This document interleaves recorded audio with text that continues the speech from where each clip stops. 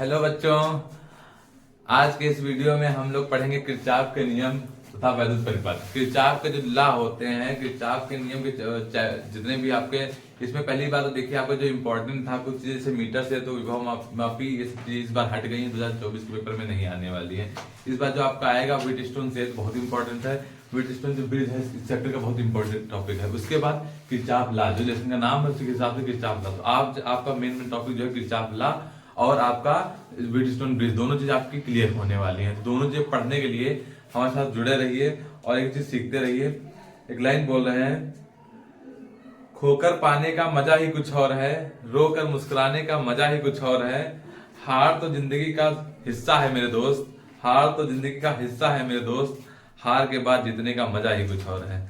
ठीक है, तो इसी के साथ चलते हैं कि अगर आप किसी चीज में सक्सेस नहीं हो रहे हैं और लगातार आपको असफलताओं का सामना करना पड़ रहा है, तो इसका मतलब ये नहीं कि आपको भी सक्सेस नहीं होंगे। आप लगातार निरंतर मेहनत करते रहिए और जो भी हमारे पास जो टाइम बचा है इन 40-50 दिनों में, उनमें आप अच्छे से मेहनत कर लीजिए, आपको बहुत अच्छे नंबर आएंगे। ठीक है, तो चलते हैं आज के टॉपिक पर। आज का टॉपिक है हमारा किरचॉफ के नियम का वैद्युत परिपथ। इसमें सबसे पहला टॉपिक हमारा आता है वैद्युत सेल।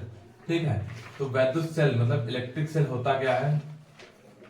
इस जो हमारा इलेक्ट्रिक सेल होता है वो क्या होता है, तो इलेक्ट्रिक सेल क्या करता है बच्चा, इलेक्ट्रिक सेल जो हमारा होता है, ये इलेक्ट्रिक सेल के अंदर जो भी हमारी चीजें होती हैं, जैसे कि इलेक्ट्रिक सेल एक ऐसी युक्त होती है, एक ऐसा इंस्ट्रूमेंट है, एक तरीके से बोल सकते हैं इंस्ट्रूमेंट, जो क्या करता है हमारा केमिकल एनर्जी को, किसको, केमिकल एनर्जी को, केमिकल एनर्जी को चेंज करता है इलेक्ट्रिक एनर्जी में, किसमें, इलेक्ट्रिकल एनर्जी में। ठीक है, या फिर बोल सकते हैं हिंदी में रासायनिक ऊर्जा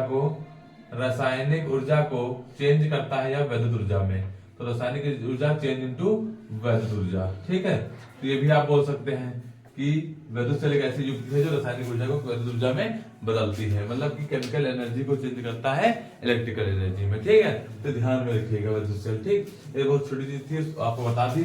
उसके बाद आपका जो मेन टॉपिक होता है सेल का विद्युत वाहक बल, सेल का विद्युत वाहक बल। ठीक है, इंग्लिश में बच्चा बोलते हैं electromotive force of cell, electromotive force of cell, EMF बोलते हैं। क्या बोलते हैं, ईएमएफ बोलते हैं।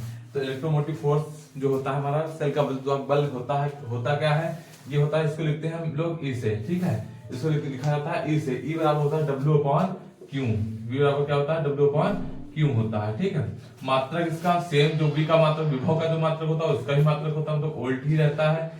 ये कहने मतलब ये नहीं कि बाद में बल लगा है, फोर्स लगा है तो इसका मात्रक न्यूटन हो जाएगा।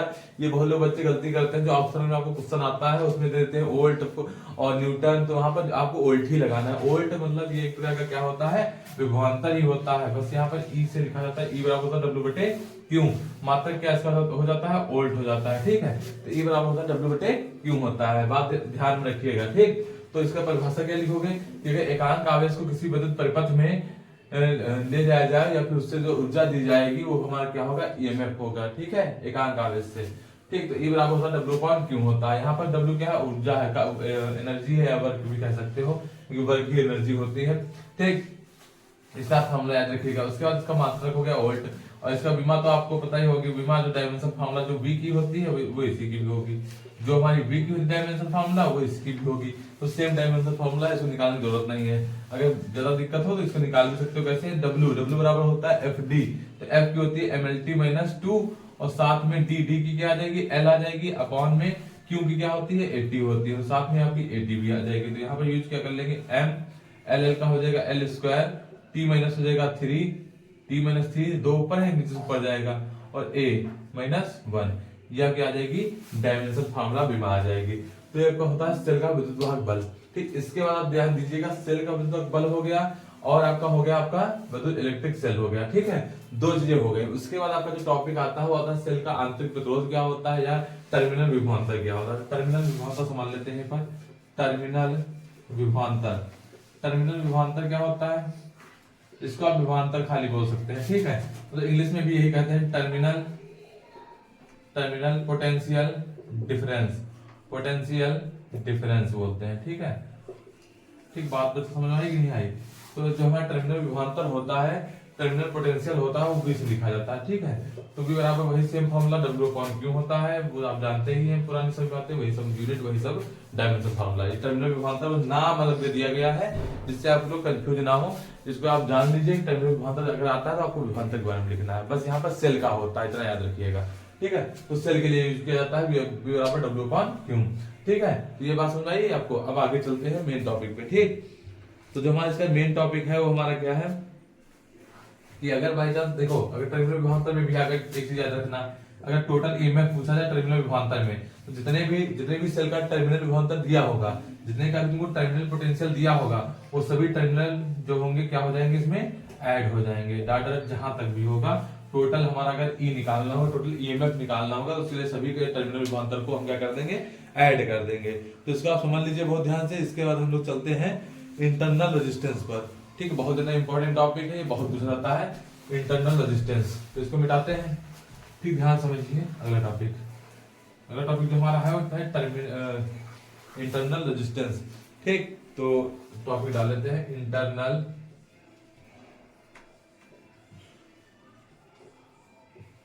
रेजिस्टेंस। इंटरनल रेजिस्टेंस मतलब होता है सेल का आंतरिक प्रतिरोध। देखिए अगर आपको परछाई आ रही हो हमारी हाथ को, तो थोड़ा हम जो बोल रहे हैं उस पर ध्यान दीजिए, और बाद में हाथ डाले तो आपको दिख भी जाता होगा, तो इस पर ज्यादा फोकस मत करिए, ठीक है। सेल का आंतरिक प्रतिरोध होता है, इंटरनल रेजिस्टेंस होता है, उसको लिखा जाता है स्मॉल आर से। कहां से लिखा जाता है, स्मॉल आर से। जो स्मॉल आर होता है वही हमारा क्या होता है, इंटरनल रेजिस्टेंस होता है, और सेल का आंतरिक प्रतिरोध होता है। ये होता क्या है, जैसे कि सेल के अंदर जो घोल होता है, सेल के अंदर जो घोल बना होता है वो हमारा क्या करता है, उसके लिए रुकावट का काम करता है, उसके मार्ग में बाधा का काम करता है। जो सेल के अंदर उसकी रुकावट का काम कर रहा है, जो उसकी बाधा का काम कर रहा है, वही हमारा क्या होता है, सेल का आंतरिक प्रतिरोध होता है। जैसे कि हमारा बाह्य प्रतिरोध आर होता है, वैसे आंतरिक प्रतिरोध हमारा क्या हो जाता है, छोटा आर हो जाता है। स्मॉल आर जो होता है आंतरिक प्रतिरोध होता है, किसी सेल के अंदर की बात होती है, ठीक है। तो इसको आप लोग याद रखिएगा, ठीक। तो इसको आप लोग नोट कर लीजिए कि सेल का आंतरिक प्रतिरोध होता क्या है। किसी भी सेल के अंदर का जो घोल होता है, उसके मार्ग में जो बाधा बनता है, जो धारा के प्रवाह में रोक लगाए, जो करंट के फ्लो को रोके, वो हमारा क्या होगा, इंटरनल रेजिस्टेंस होगा, ठीक है। सेल का आंतरिक प्रतिरोध होगा। अब यहीं पर थोड़ा चीज बहुत ज्यादा इंपॉर्टेंट चीज आती है कि सेल के आंतरिक प्रतिरोध मतलब आर को प्रभावित करने वाले कारक कौन कौन से हैं, ठीक है। सेल के आंतरिक प्रतिरोध को प्रभावित करने वाले कारक कौन कौन से हैं। ये थोड़ा चैप्टर जो है, आप लगातार डेरिवेशन से अगर परेशान हो गए हो, लगातार 5 चैप्टर जो थे डेरिवेशन के थे, ये थोड़ा जो चैप्टर 6 वाला है, इसमें थोड़ा आपका क्या है, जब सबसे ज्यादा इसमें क्या है, थ्योरिकल है, थोड़ा थ्योरिकल है, ध्यान समझिए, आ जाएगा समझ में, ठीक। तो इफेक्टिव जो इसको इफेक्ट डालते हैं इस पर इंटरनल रेजिस्टेंस पे, वो कौन कौन सी चीजें हैं उनको बहुत ध्यान समझिए।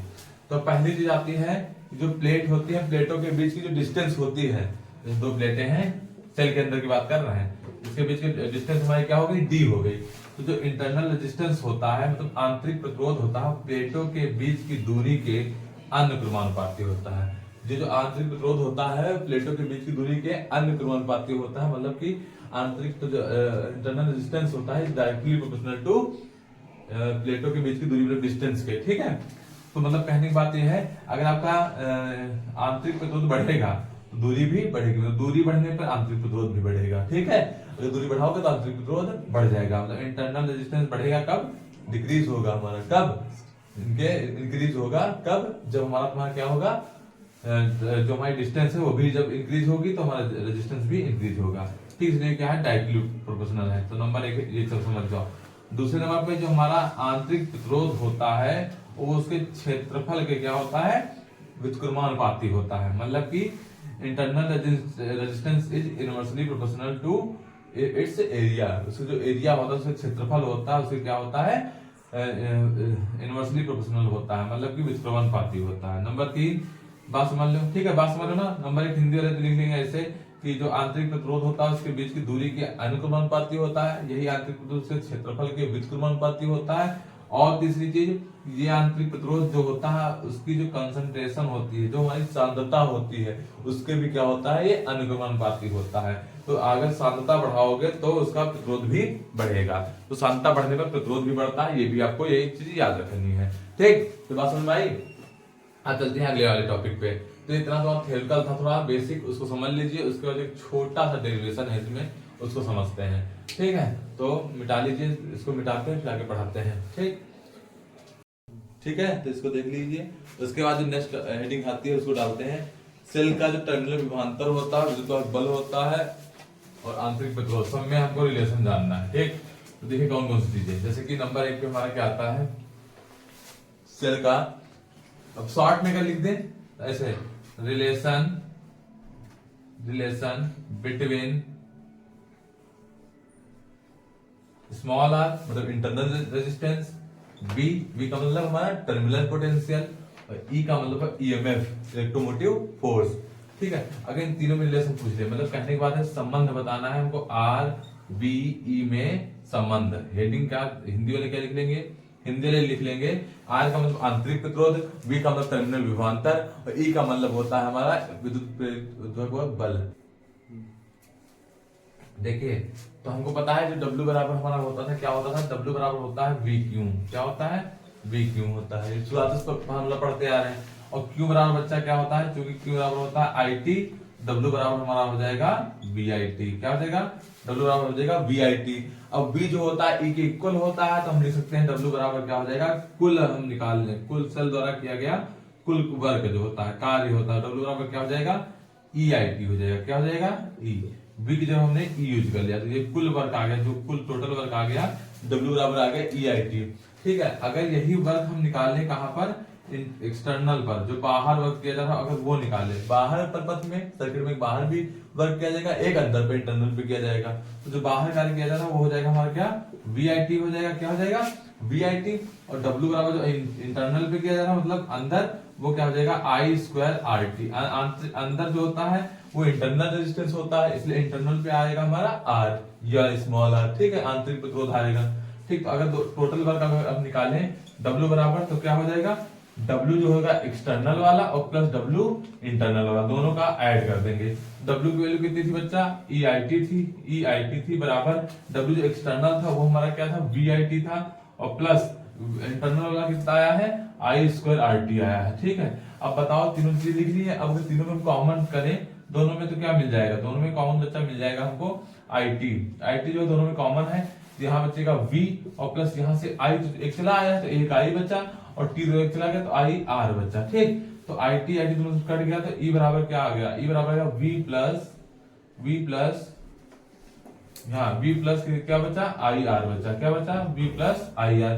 अब एक चीज बताओ बच्चा, V बराबर क्या होता है, V बराबर होता है IR होता है, तो यहाँ पर V की जब रख देंगे IR, तो E बराबर क्या हो जाएगा हमारा, E बराबर हो जाएगा IR और प्लस I स्मॉल r, दोनों में से I कॉमन मिल जाएगा, तो I स्मॉल कॉमन कर लेंगे तो R प्लस R हो जाएगा। मतलब कहने के बाद जो E है, I है, उसका फॉर्मूला क्या आ जाएगा, E upon R plus R हो जाएगा। ठीक है बच्चा, तो ये जो फॉर्मूला डेरिवेशन निकला है ये R B और E में रिलेशन का निकला है। ठीक है, R अगर R, ठीक है, ये हो गया B हमारा, यहाँ पर जो फॉर्मूला निकला था ये स्मॉल r b और e के रिलेशन का निकला था, और ये है I के लिए, अगर करंट भी पूछ लेता तो उसके लिए भी फार्मूला हमारा सही रहेगा। ठीक, तो ये हमारे दोनों फार्मूले निकले हैं, दोनों R B E और I में रिलेशन के फार्मूले हैं, इनको बहुत अच्छे से आप समझ लीजिए। अब इस चैप्टर के बढ़ते हैं जो इंपॉर्टेंट और लॉन्ग में पूछे जाते हैं क्वेश्चन, वो है किरचॉफ्स लॉ और व्हीटस्टोन। तो पहले दोनों टॉपिक को क्लियर कर लेते हैं। ठीक है, तो सबसे पहले समझते हैं किरचॉफ्स लॉ। ठीक, इसको अच्छे से क्लियर कर लीजिए।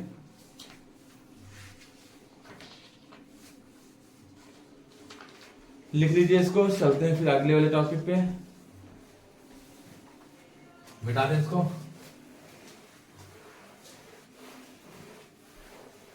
देखिए लेसन का नाम ही पढ़ा है तो हेडिंग डालने की जरूरत नहीं है, किरचॉफ लॉ। ठीक है, इतना टॉपिक जो पढ़ा है, किरचॉफ के नियम पढ़े हैं। ठीक, किरचॉफ ने दिया था हमको टोटल 2 नियम। ठीक है, 1842 ईस्वी में किरचॉफ ने 2 नियम बनाए। पहला नियम जो हमारा होता है बच्चा, पहला नियम हमारा क्या है, पहला नियम हमारा है कि संधि का नियम, संधि का नियम। ठीक है, इसको संधि नियम भी कहते हैं। ठीक है, और किरचॉफ का पहला नियम भी यही है, और इसी के साथ में इसको बोलते हैं क्या, इंग्लिश में बोला जाता है इसको जक्सन रूल। क्या बोला जाता है? Junction rule. ठीक है, इंग्लिश में बोलते हैं इसको फर्स्ट रूल या जक्सन रूल। ठीक, ये फर्स्ट जो किरचॉफ ने पहला नियम दिया था उसमें क्या बताया था जक्सन रूल में, जो हमारी कोई भी अगर पॉइंट है उसमें जो हमें करंट आ रही है, करंट जा रही है, तो उसमें सभी मिलने वाली धाराओं का जो योग होगा वो क्या होगा, हमारा 0 होगा।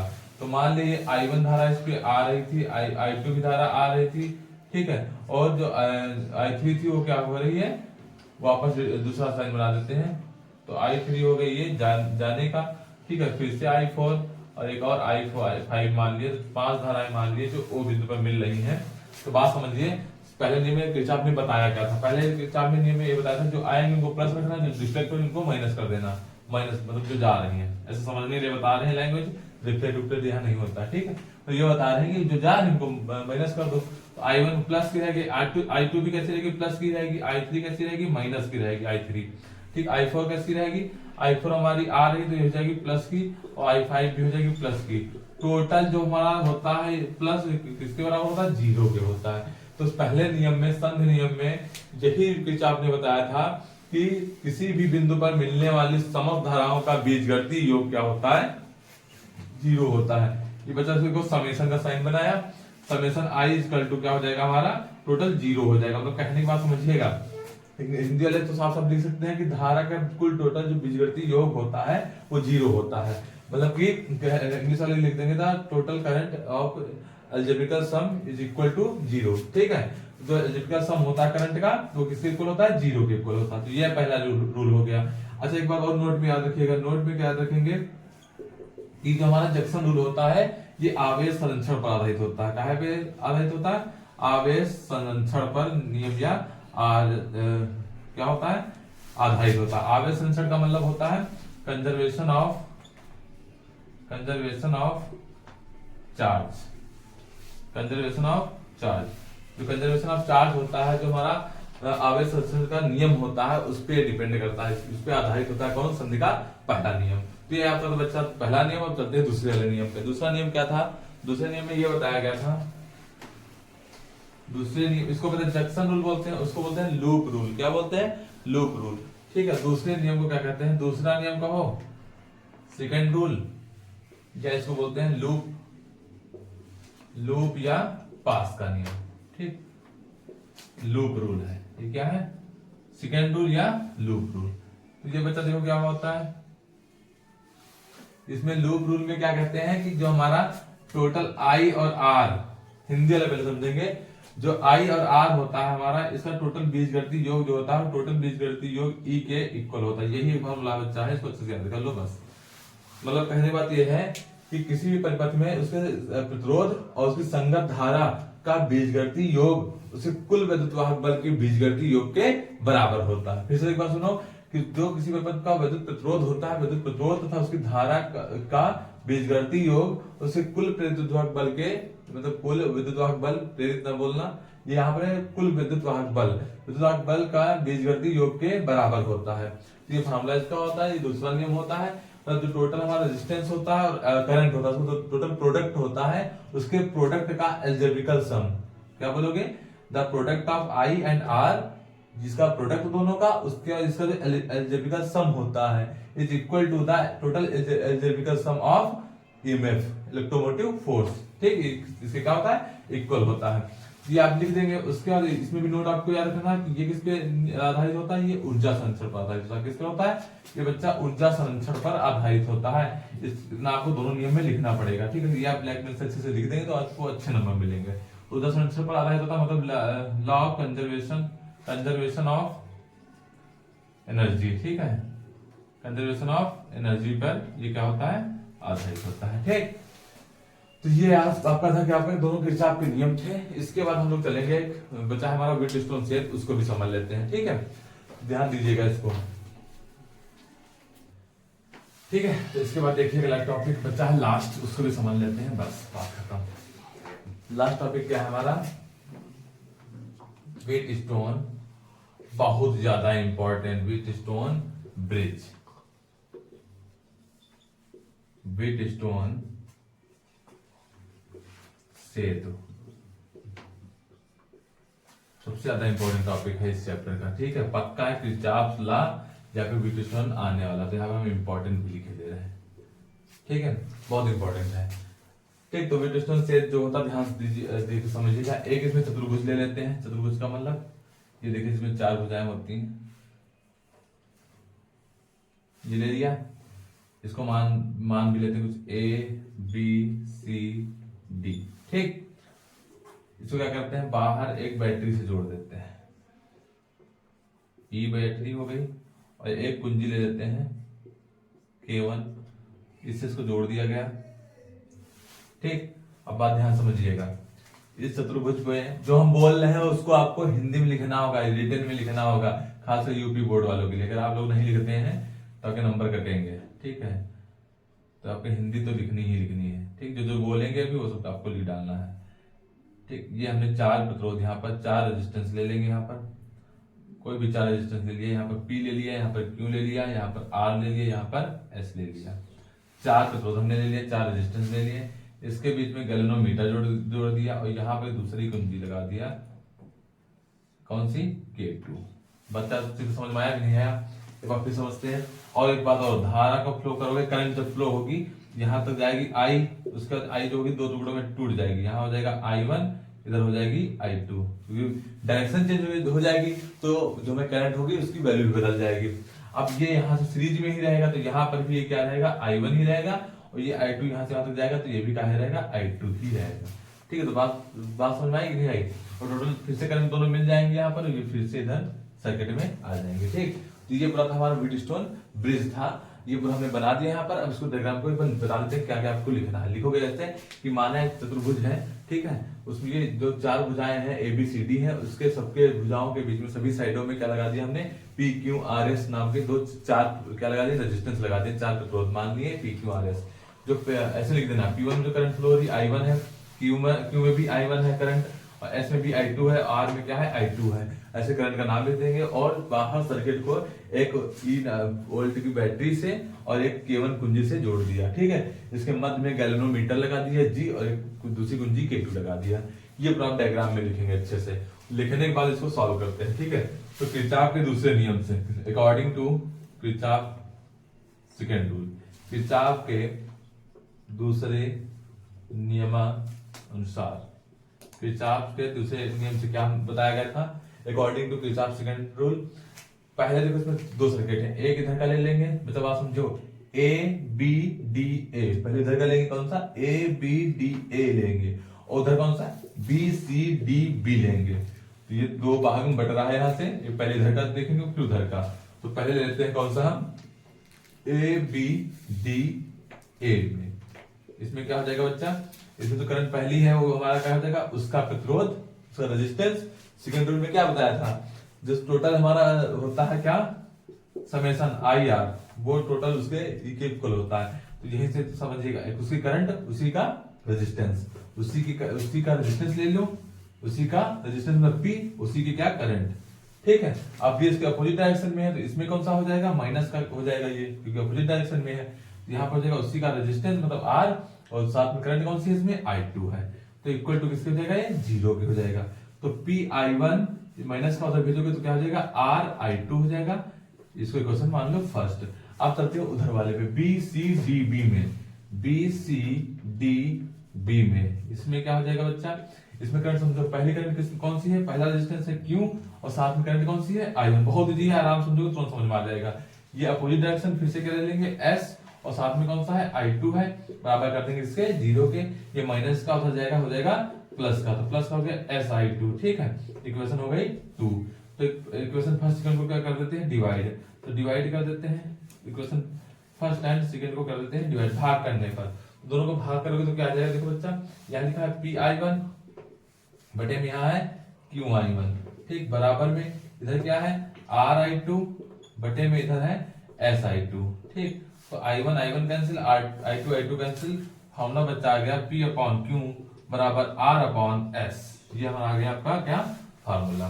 ये जो हमारा बच्चा फार्मूला निकला है किसके निकला है, व्हीटस्टोन सेट के निकला है। और इसको अगर आपके उसमें एग्जाम में आ जाता है तो इसको आप लोग पहले हिंदी लिख देना इसके अच्छे से, फिर बीटा का डायग्राम बना दे, डायग्राम बनाने के बाद छोटा सा डेरिवेशन कर देना। बस यही आपका था टॉपिक जो किरचॉफ रूल में, वो आपको अच्छे से बता दिया है हमने। उसको आप लोग अच्छे से पढ़ लीजिएगा। और इसमें जो टॉपिक है जैसे कि सेलों का श्रेणी क्रम संयोजन, सेलों का सीरीज, पैरेलल और मिश्रित कॉम्बिनेशन, ये सब चीजें आप अच्छे से और पढ़ लीजिएगा। आपके चैप्टर में और कुछ नहीं आने वाला है। ठीक है, थैंक यू।